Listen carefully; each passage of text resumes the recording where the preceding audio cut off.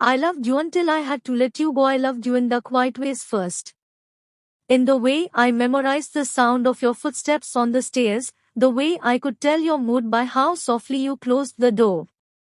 I loved you in the pauses between our words, in the silence that felt like rest instead of distance.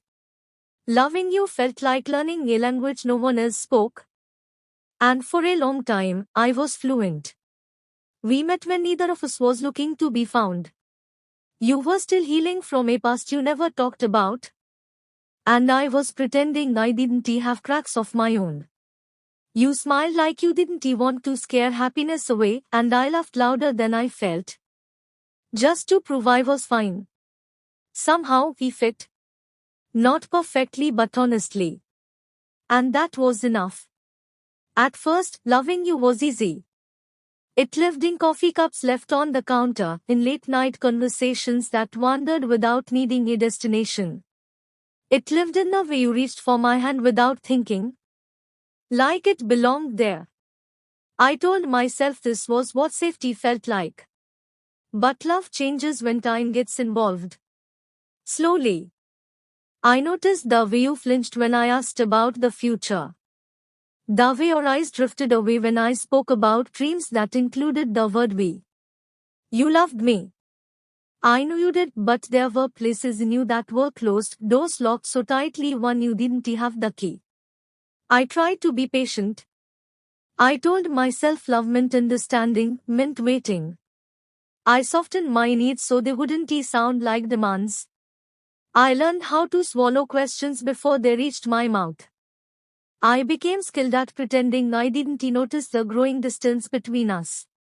But love should not require you to disappear. There were nights I lay beside you, staring at the ceiling, feeling lonelier than I ever had alone. You were there, breathing softly, and yet I felt like I was loving someone through glass close enough to see, too far to touch. I started missing myself. I loved you enough to fight for us.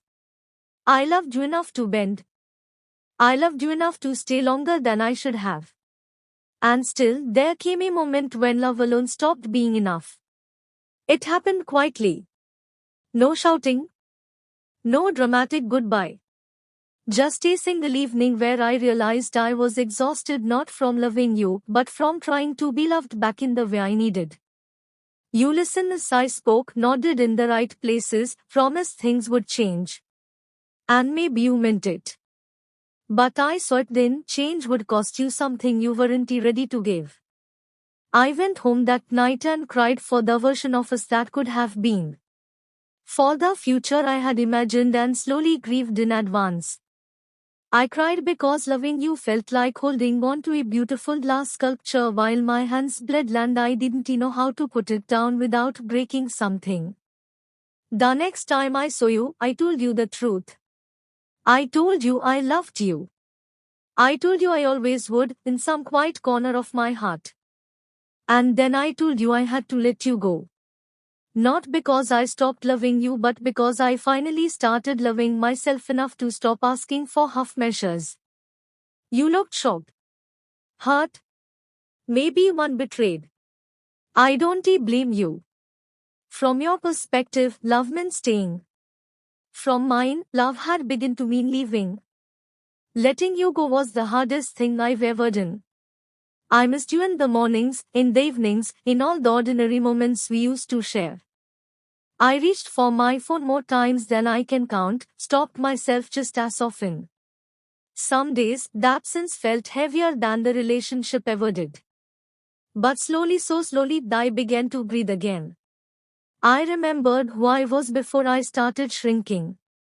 I learned that love should feel like expansion, not survival. That choosing yourself is not a failure of love, but an act of courage. That sometimes the most honest way to say I love you is to say goodbye.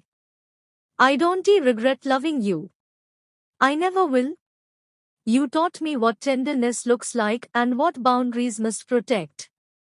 You showed me both how deeply I can care and how deeply I must honor myself. I loved you until I had to let you go. And in letting you go, I finally came home to myself.